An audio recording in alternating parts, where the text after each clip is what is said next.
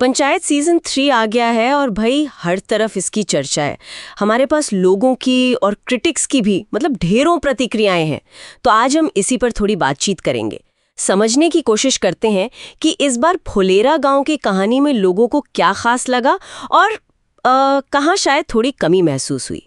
एक बात जो मुझे लगभग हर जगह सुनने को मिली और जिसने मुझे भी सोचने पर मजबूर किया वो थी कि पंचायत एक सीरीज नहीं, एक एहसास है।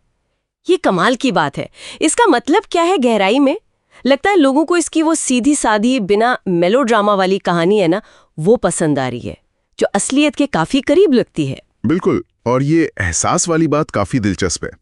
ये इशारा करती है कि दर्शक शायद आजकल की तेज रफ्तार दुनिया में इस शो की सादगी, इसका धीमापन और वो जो असलियत से जुड़ाव है उसमें शायद कुछ सुकून ढूंढ रहे हैं। हाँ, भावनात्मक कनेक्शन। और इस कनेक्शन को बनाने में किरदारों का बहुत बड़ा हाथ है। जितेंद्र कुमार, रघुबीर यादव, नीना गुप्ता, चंदन रॉय, सबने तो मतलब फिर से कमाल ही किया है। लेकिन इस बार फैसल मलिक यानी हमारे प्रहलाद पांडे, उनके किरदार की खास तौर पर तारीफ हो रही है। उनके भावनात्मक सफर को कई लोगों ने कहा है कि दिल तोड़ने वाला था लेकिन शानदार था। एक दर्शक ने लिखा भी कि इस सीजन में प्रहलाद की खामोशी किसी भी लंबे मोनोलॉग से ज्यादा कह गई। ये जो खामोशी में इतना दर्द और एक तरह का संयम दिखाया गया, ये दर्शकों को इतना क्यों छू गया? आपको क्या लगता है? मेरे ख्याल से इसके 2-3 कारण हैं। पहला तो ये पिछले सीजन की जो दुखद घटना थी उसका एक नेचुरल प्रोग्रेशन है। दर्शक उस किरदार के दर्द से पहले से जुड़े हुए हैं। दूसरा, ये दिखाता है कि दमदार एक्टिंग के लिए हमेशा भारी भरकम डायलॉग्स की जरूरत नहीं होती। फैसल मलिक का वो सटल अभिनय, वो अंदर के तूफान को बहुत खूबी से दिखाता है। हाँ, बिना कहे बहुत कुछ कहना। बिल्कुल। और शायद तीसरा कारण ये भी है कि ये मतलब पुरुषों द्वारा भावनाएं जाहिर करने के जो टिपिकल तरीके होते हैं उनसे हटकर है, ज्यादा वास्तविक लगता है। हाँ, ये बात तो है। और सिर्फ अभिनय ही नहीं, लिखने और डायलॉग्स की भी खूब तारीफ है। वहीं पुराना तेज मजेदार अंदाज जो शहर और गांव दोनों तरह के दर्शकों को जोड़ता है। और साथ ही जिस तरह से गांव की पॉलिटिक्स और प्रहलाद के दुख जैसे अर्नेस्ट मुद्दों को हल्के फुल्के ढंग से छुआ गया है, वो भी लोगों को पसंद आया है। बैकग्राउंड संगीत और एडिटिंग की भी तारीफ है कि वो शो के शांत माहौल को बनाए रखते हैं। हाँ, ये संतुलन साधना बहुत मुश्किल होता है, मजाक और गंभीरता के बीच। और ये कहानी कहने का तरीका भी, जहां छोटी छोटी बातें, रोज की घटनाएं, उनसे कहानी आगे बढ़ती है। ये पंचायत की अपनी एक पहचान बन गई है ना? बिल्कुल। लेकिन जहां इतनी तारीफें हैं, वहीं कुछ आलोचनाएं भी आई हैं सामने।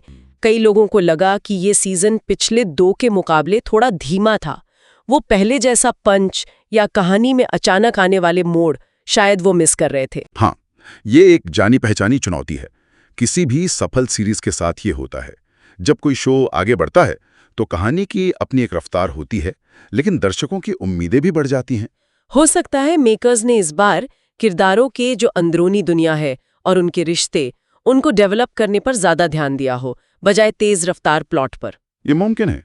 एक और शिकायत जो सुनने में आई वो थी अभिषेक त्रिपाठी, यानी हमारे सचिव जी। उनके करियर और निजी जीवन पर फोकस कम होने की बात। कुछ लोगों को यह भी लगा कि कहानी, खासकर वो पॉलिटिक्स वाला हिस्सा, थोड़ा दोहराव वाला या खिंचाव सा महसूस हुआ। इस पर क्या कहेंगे? देखिए, इससे पता चलता है कि दर्शक मुख्य किरदारों से, खासकर अभिषेक के सफर से कितना जुड़ चुके हैं। तो जब उनका पर्सनल आर्क थोड़ा पीछे चला जाता है तो उन्हें वो कमी महसूस होती है।